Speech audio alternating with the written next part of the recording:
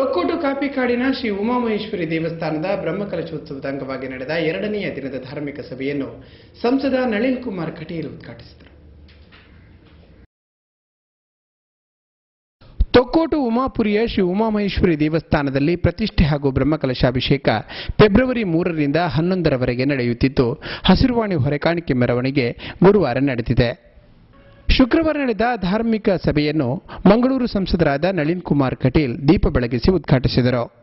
ಈ ಶಾಂತಿ ಅಪ್ಪೆನ ಈ ಬಗ್ಗೆ ಜಾಗಿಡು ಈ ಕುಡಲ್ ಮಾತೆರ್ನಲ ಉಡದ ಕುಡರ ಆವಡಲ್ ಮಾತೆರ್ನಲ ಉಡಲ್ ನನ್ನ ದುಂಬಗ್ ಈ ಒಂದು ಕ್ಷೇತ್ರಗಳು ಮಾತೆರ್ನಲ ಹೇಟೆ ಅವರು ಮಾತೆಲ್ಲ ಈ ಒಂದು ಅಪ್ಪೆನ ಸ್ಥಾನ ನಿರ್ಮಾಣ ಆಯ್ಲಕನೆ ಅಪ್ಪೆ ಇಂಚ ರಾಷ್ಟ್ರ ಬಗೆಯಲ್ಲಿ ಎನ್ನೆಂದ ಗೊತ್ತ ಬೆಂದದು ಈ ಒಂದು ದೇವಸ್ಥಾನ ನಿರ್ಮಾಣ ಮತ್ತೊಂದರ ಮಾತೆರ್ನಲ ಉಡಲ್ ಹೆಡ್ಡೆ ಅವರು ಮಾತೆರಗಳ ಸುಖ ಶಾಂತಿ ನೆಮ್ಮದಿ ದಿಕ್ಕಡು ಅನ್ನೋದು ನಮ್ಮ.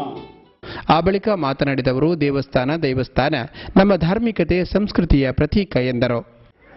ಆ ದೇವಿಯ ಆರಾಧನೆಗೋಸ್ಕರ ಹಾಡಿನ ರಚನೆ ನನಗೆ ನಾವೆಲ್ಲ ನಮ್ಮ ಸ್ವಾರ್ಥವಾಗಿರ್ತಕ್ಕಂಥ ಬದುಕಿನಿಂದ ಪಾರಮಾರ್ಥಿಕವಾಗಿರ್ತಕ್ಕಂಥ ಆಧ್ಯಾತ್ಮದೆಡೆಗೆ ಹೋದಾಗ ಇವತ್ತು ಉಳ್ಳಾಲದ ಈ ಉಮಾಪುರಿಯ ಜನ ಹೇಳ್ತಾರೆ, ಏನು ಧನ್ಯರೋ ನಾವು, ಎಂಥ ಮಾನ್ಯರೋ, ಇಂಥ ಉಮಾಮಹೇಶ್ವರಿಯ ಬ್ರಹ್ಮಕಲಶವನ್ನು ನೋಡುವಂತ ಭಾಗ್ಯವನ್ನ ತಾಯಿ ಕೊಟ್ಲಲ್ಲ, ನಮಗಿಂತ ಇನ್ನೊಬ್ರು ಧನ್ಯರಿಲ್ಲ ಅಂತ ನಾವು ತಿಳ್ಕೊಳ್ಬೇಕು. ಅಂತಹ ಧನ್ಯತಾ ಭಾವನೆ ಇವತ್ತು ನಮಗೆ ಒಳಗಬೇಕು.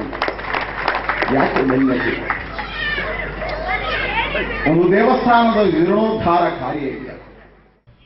ಶರವು ಶ್ರೀ ರಾಘವೇಂದ್ರ ಶಾಸ್ತ್ರಿ ಸಭಾಧ್ಯಕ್ಷತೆ ವಹಿಸಿ ಮಾತನಾಡಿದರು. ಪ್ರಾರಂಭದಲ್ಲಿ ಸ್ವಾಗತ ಸಮಿತಿ ಅಧ್ಯಕ್ಷರಾದ ಚಂದ್ರಹಾಸ ಉಳ್ಳಾಲ್ ಸ್ವಾಗತಿಸಿದರು. ಡಾಕ್ಟರ್ ಅಣ್ಣಯ್ಯ ಕುಲಾಲ್, ಕುರಿಂಜ ನಾರಾಯಣ ಮಣಿಯಾನಿ, ಉಳ್ಳಾಲ ಪುರಸಭೆಯ ಅಧ್ಯಕ್ಷರಾದ ಬಾಜಿಲ್ ಡಿಸೋಜಾ, ಎಜಿ ಶೇಖರ್, ನಾರಾಯಣ ಕಣ್ಣೀರ್ತೋಟ ಮುಂತಾದವರು ವೇದಿಕೆಯಲ್ಲಿದ್ದರು. ಜೀರ್ಣೋದ್ಧಾರ ಸಮಿತಿ ಅಧ್ಯಕ್ಷರಾದ ಈಶ್ವರ ಉಳ್ಳಾಲ್ ಧನ್ಯವಾದವಿತ್ತರು. ಜಿಲ್ಲೆಯ ಜನರ ಹೆಮ್ಮೆಯ ಕರಾವಳಿ ಉತ್ಸವ ಮತ್ತೆ 2 ವಾರಗಳ ವಿಸ್ತರಣೆ ಪಡೆದಿದೆ. ಸಾಂಸ್ಕೃತಿಕ ಕಾರ್ಯಕ್ರಮಗಳು ಮುಂದುವರೆಯಲಿದೆ. ಮಂಗಳೂರು ನಗರದಲ್ಲಿ ನಡೆಯುತ್ತಿರುವ ಕರಾವಳಿ ಉತ್ಸವ ವಸ್ತು ಪ್ರದರ್ಶನವನ್ನು 2 ವಾರ ಮುಂದುವರಿಸಲಾಗಿದೆ ಎಂದು ಕರಾವಳಿ ಉತ್ಸವದ ಪ್ರಕಟಣೆ ತಿಳಿಸಿದೆ. ಮಂಗಳ ಕ್ರೀಡಾಂಗಣದ ಬಳಿ ನಡೆಯುತ್ತಿರುವ ಕರಾವಳಿ ಉತ್ಸವ ಪ್ರದರ್ಶನ ಮಕ್ಕಳ ಮನರಂಜನೆ, ವೈವಿಧ್ಯಮಯ ಮಳಿಗೆಗಳನ್ನು ಒಳಗೊಂಡಿದೆ. ಪ್ರತಿನಿತ್ಯ ವಸ್ತು ಪ್ರದರ್ಶನ ವೇದಿಕೆಯಲ್ಲಿ ವೈವಿಧ್ಯಮಯ ಸಾಂಸ್ಕೃತಿಕ ಕಾರ್ಯಕ್ರಮಗಳು ನಡೆಯುತ್ತಿವೆ. ಬಹುಜನರ ಅಪೇಕ್ಷೆಯ ಮೇರೆಗೆ 2 ವಾರಗಳ ಕಾಲ ಈ ಒಂದು ಕಾರ್ಯಕ್ರಮವನ್ನು ಮುಂದುವರಿಸಲಾಗಿದೆ ಎಂದು ಸಮಿತಿಯ ಸಂಚಾಲಕರಾದ ಕೆಎಸ್ ಯೋಗೀಶ್ ಕುಮಾರ್ ಹಾಗೂ ಅಶೋಕ್ ಕುಮಾರ್ ತಿಳಿಸಿದ್ದಾರೆ.